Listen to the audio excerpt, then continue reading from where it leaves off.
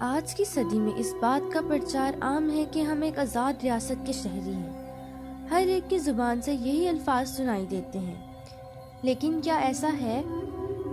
شاید آپ کا جواب ہاں میں ہوگا، لیکن اگر میرے یہی الفاظ کسی کشمیری بہن یا بھائی سے ہوں تو کیا اس کا جواب بھی ہاں میں ہوگا؟ یقیناً نہیں۔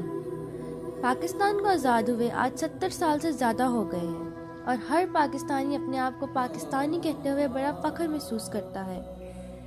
لیکن آج بھی کشمیری عوام محمد بن قاسم جیسے لیڈر کا انتظار کر رہے ہیں جو آئے اور ان کو آزاد کروائے۔ آج وہ کشمیر ہے محکوم و مجبور، آج وہ کشمیر ہے محکوم و مجبور، کل جسے اہل نظیر کہتے تھے ایران صغیر۔ کشمیر کو پاکستان کی شہرگ مانا جاتا ہے۔ قائد اعظم محمد علی جناح نے جب 1947 میں پاکستان حاصل کیا تو معاہدے کے مطابق کشمیر پاکستان کی سرحد میں طے پایا، لیکن ہندوستان کی سرکار اور عوام سے یہ بات قابل برداشت نہ ہوئی، اور اسی دن سے آج تک کشمیر کو 2 حصوں میں تقسیم کر دیا گیا۔ انسانیت کی بے حرمتی، بیجا ظلم و ستم، قانونی حقائق کی خلاف ورزی اور زیادتیاں آج بھی انڈین آرمی کی طرف سے کشمیر میں جاری ہیں۔ آج بھی ہمارے کشمیری بھائی اور بہنیں غلامی کی چکی میں پس رہے ہیں، لیکن آج اس ترقی اور امن کے دور میں بھی جب کوئی کشمیری مسلمان ناجائز نقطہ اجل کا شکار ہے تو کیوں کوئی بااثر رسوخ آواز نہیں اٹھائی جاتی، ماں سوائے کشمیریوں کے پختہ ارادوں اور جذبوں کے؟ کشمیر کی سرحد پر انسانی ہاتھوں کی زنجیر بنائی جاتی ہے، جس سے یہ ثابت کرایا جاتا ہے کہ پاکستان کی عوام اپنے کشمیری بہن بھائیوں کے ساتھ ہے۔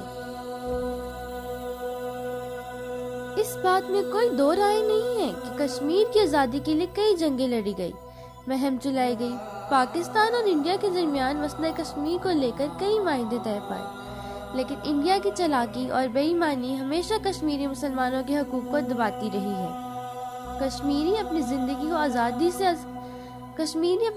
کو آزادی سے گزارنے میں بھی محتاج ہیں اور ہر وقت کسی مسیحا کے منتظر ہے۔ بھارتی فوج نے کشمیر میں کشمیری مسلمانوں کی ظلم کی انتہا کر دی ہے، اور ہزاروں کشمیری مسلمان آزادی کی خاطر اپنی جان سے ہاتھ دھو بیٹھے ہیں۔ کئی ماؤں کے بیٹے، کئی بہنوں کے بھائی اور ایک دوسرے سے جدا ہو گئے ہیں۔ کشمیر کی آزادی کے لیے کشمیریوں نے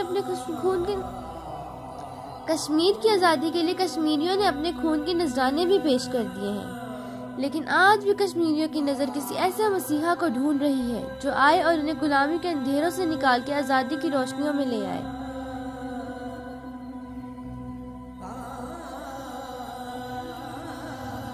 آج 5 فروری یوم یکجہتی کشمیر کے موقع پہ ہماری حکومتی اداروں اور اعلیٰ افسروں سے یہ اپیل ہے کہ کوئی پختہ اقدام کیا جائے اور کشمیر کی آزادی کے لیے کوشش کی جائے۔